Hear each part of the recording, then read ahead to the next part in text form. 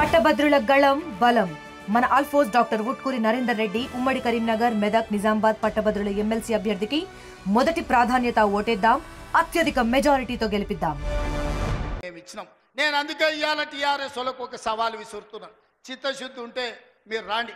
ఏ ఊర్లో అయితే ఇందిరమ్మ ఇండ్లు ఉంటాయో రేపు సర్పంచ్ ఎన్నికలలో మేము ఓట్లు అడుగుతాం. ఏ ఊర్లో మా ఇందిరమ్మ ఇండ్లు లేవో మేము ఎన్నికల్లో పోటీ చేయం. నువ్వు నీ డబుల్ బెడ్రూమ్ ఇండ్లు ఉన్న ఊర్లలోనే నువ్వు పోటీ చేయాలి. నీకు దమ్ముందా? నేను సూటిగా సవాలు విసురుతున్నా. శ్రీనివాస్ రెడ్డి గారిని కూడా సవాలు విసిరమని చెప్తున్నా. మా దామన్నను కూడా తోడుండమని నేను విజ్ఞప్తి చేస్తున్నా. ఏ ఊర్లో ఇందిరమ్మ ఇండ్లు ఉన్నాయో మేము ఆ ఊర్లోనే పోటీ చేస్తాం.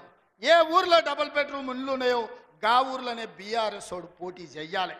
దానికి సిద్ధమైతే మా సవాల్ని స్వీకరించి మాట్లాడు. నువ్వేం చేసినావు మేమేం చేసినావు ప్రజలకు అర్థమవుతుంది.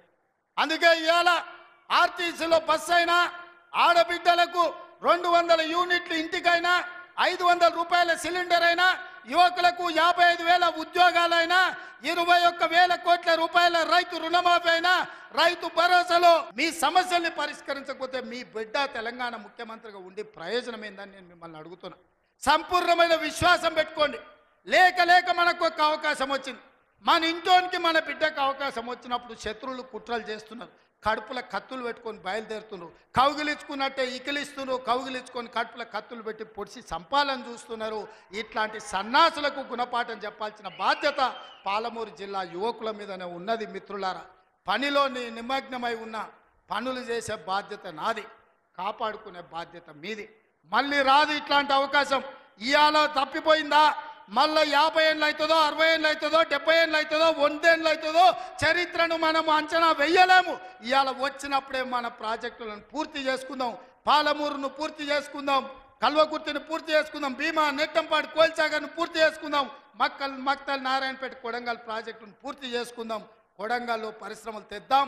మన ప్రాంత నిరుద్యోగ సమస్యని పరిష్కరిద్దాం. మీరందరూ అండగా నిలబడాలి. ఈ ప్రాంతాన్ని అభివృద్ధి చేసే బాధ్యత నాది.